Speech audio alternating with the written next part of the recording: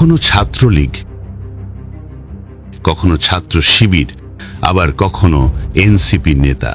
ইমরান হোসেন বাবলু কর্ণফুলী এলাকার এনসিপির নেতা। তার দেখা মেলে বিভিন্ন এনসিপির ব্যানারের পিছনে।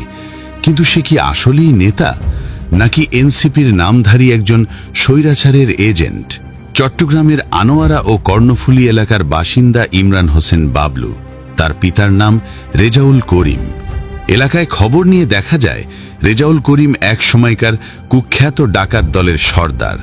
তার মা সাজেদা বেগম সাজু এলাকার নামকরা দেহ ব্যবসায়ী। বাবলু ও তার পিতা ও মার থেকে কোনো অংশে কম নয়। একসময় কেয়ারটেকারের চাকরি করা এনসিপি নেতা এখন কোটি টাকার মালিক। টাকার লোভে সে খুব কম বয়সে জড়িয়ে পড়ে বিভিন্ন রাজনীতির ছত্রছায়ায়। সাবেক ভূমিমন্ত্রী জাবেদের সাথে ছিল তার বিশেষ ঘনিষ্ঠতা। তাছাড়াও তাকে দেখা যায় বিভিন্ন আওয়ামী লীগের ব্যানারে নেতৃত্ব দিতে।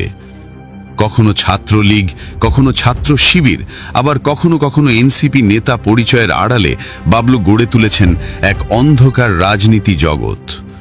কখনো ভূমিমন্ত্রী জাবেদকে ফুল দিতে গিয়ে ছবি, আবার কখনো এনসিপি নেতা আক্তার হোসেন, নাহিদ ইসলাম, তাসমিন জারা কিংবা হাসনাত আবদুল্লাহর সাথে সেলফি। এক কথায় সুবিধাবাদী। জাফর আহমদ, চরলক্ষ ইউনিয়নের বিএনপি সাংগঠনিক সম্পাদক, তার একমাত্র দোষ ছিল বাবলুর বিরুদ্ধে কথা বলা। চট্টগ্রাম কর্ণফুলী থানার চরলক্ষ গ্রামে গোয়ালপাড়া ফকির মসজিদের সামনে দিনে দুপুরে 7-8 জন সন্ত্রাসী লাঠি, হকি স্টিক, ক্রিকেট স্ট্যাম্প নিয়ে হামলা চালিয়ে হত্যা করে জাফর আহমদ। সে হত্যাকাণ্ডে প্রকাশ্যে নেতৃত্ব দেয় এই তথাকথিত এনসিপি নেতা, যে মামলায় বাদী হয়ে মামলা করে জাফর আহমদের স্ত্রী, যার জন্য ইমরান হোসেন বাবলু জেলেও খেটেছে। ইমরান হোসেন বাবলুর বিরুদ্ধে রয়েছে একাধিক মামলা, যার মধ্যে ইয়াবা, 35 লক্ষ টাকার চেক প্রতারণা, দেহ ব্যবসা পরিচালনা ও হত্যা মামলা উল্লেখযোগ্য। চেক প্রতারণা মামলায় গত 27 অক্টোবর জামিনে আসে এই তথাকথিত এনসিপি নেতা। এর আগেও একাধিকবার গ্রেফতার হয় বাবলু, যার মধ্যে 2024 সালে থানায় গাড়ি দুর্ঘটনা মামলা করতে গিয়ে জাফর আহমদ হত্যা মামলায় গ্রেপ্তার হয় বাবলু। 2023 সালে ইমরান হোসেন ও তার মা সাজেদে বেগম সহ গ্রেপ্তার হওয়া উল্লেখযোগ্য।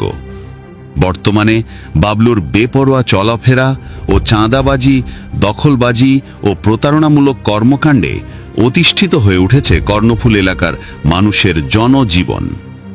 এ বিষয়ে এনসিপির কেন্দ্রীয় নেতা হাসান আলীর সাথে যোগাযোগ করলে তিনি বলেন, উনি তো দীর্ঘদিন ধরে আসলে কাজ করে আসতেছে, উনি ওরকম কোনো পোস্টে নাই। জি, সামনে হয়তো বা কোনো পোস্টে আসতে পারে বলে ধারণা করতেছি। তবে দীর্ঘদিন সে আমাদের সাথে এনসিপির জন্য, যদি সত্যতা পাওয়া যায় তাহলে ওকে রাখা যাবে না। আর যদি সত্যতা পাওয়া না যায়, ওর বিরুদ্ধে এগুলো এলিগেশন হয়ে থাকে, মিথ্যা এলিগেশন হয়ে থাকে, অবশ্যই আপনার এই যে বিষয়গুলা এগুলো ক্লিয়ার করে আসছেন। এগুলো ওর উপর জুলুম ছিল, এগুলো ওর উপর মিথ্যা ছিল, এগুলো তো ক্লিয়ার করছে আসলে। আর আমরা তাকে এখন পর্যন্ত সৎজন হিসেবে পাইছি।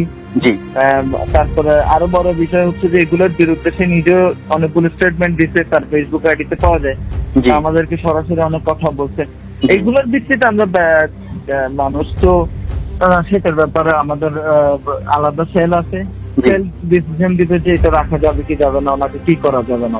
এই বিষয়ে ইমরান হোসেন বাবলু বলেন, মানে জাফর হত্যার সাথে আমি কোনোভাবেই জড়িত না। এটা হচ্ছে যে আমার বাড়িঘর দখল করার জন্য আওয়ামী লীগ সরকারে তারা জোরপূর্বক ভাবে আমাদেরকে এই বাড়ি দখল করার জন্য হত্যা মামলা, আমার পুরো পরিবারকে, শুধু আমাকে না, মানে আমাদের পুরো পরিবারকে, আমার মা, আমার ভাই, আমার মামা, সবাইকে এই মামলা দিয়ে আমাদের বাড়িঘর দখল করতে।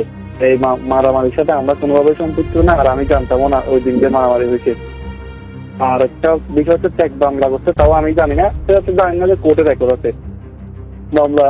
2017 সালে আমার চেক বই ওরা নিয়েই মামলা করছে।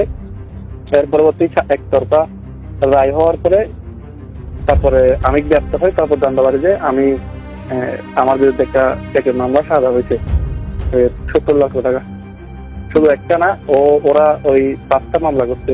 তো এখানের মধ্যে 4টা মামলা চলতেছে, এগুলোর বিরুদ্ধে আমি একটা মামলা করছি, এটার রিপোর্ট এখনো আসে নাই 420। আর একটা হচ্ছে যে এইটাকে এখন সাজা স্থগিত করছে হাইকোর্টে, এখন আবার আপিল করে নতুন ভাবে মামলাটা চলবে আর কি। আপনি আমার এলাকায় যে খবর নিয়ে দেখেন, আমার পক্ষে কি বলে বিপক্ষে কি বলে, আপনি সরাসরি আমার ওয়ার্ডে যান, ওয়ার্ডে গিয়ে আপনি তখন খবর নিতে পারবেন। এমনিতে আপনাকে যারা আমার বিরুদ্ধে নিউজ করতেছে তারা তো অবশ্যই আমার বিরুদ্ধে বলবে, কিন্তু আপনি সরজমিনে গিয়ে এটা দেখে আসেন। ওরা যে এরকম একটা পরিবার, খুনি পরিবার, সেটা সবাই এলাকার জানে, এবং যে মারা গেছে তার বড় ভাইরাও এরকম একজন এলাকার টিচারকে হত্যা করে 14-15 বছর জেল খেটে আসছে, সেটাও এলাকাবাসী জানে। সেটাও আপনি খবর নিয়ে আসতে পারবেন। হবে আদালত অলরেডি মামলা চলতেছে, সেটা আদালত দেখবে। কারণ আমি ধরেন এনসিপির একজন সমর্থক হিসাবে কর্মী হিসেবে এনসিপির কেউই না বর্তমানে। আমি অবশ্য যতটুকু যাকে অবগত করা দরকার সবাইকে আমি অবগত করছি। এখন যেগুলো করতেছে এগুলো হচ্ছে দর্শক মনে করতেছে আমি কোনো পদে আসতে পারি, সেই জন্য যেন এটা আটকানো যায়। এই বিষয়গুলো হচ্ছে আমার এবং এনসিপিকে বিতর্কিত করার জন্য এই বিষয়গুলো করা হচ্ছে। কিছু দেখে আল্লাহ যেটা করে সেটা যখন হবে তখন দেখা যাবে।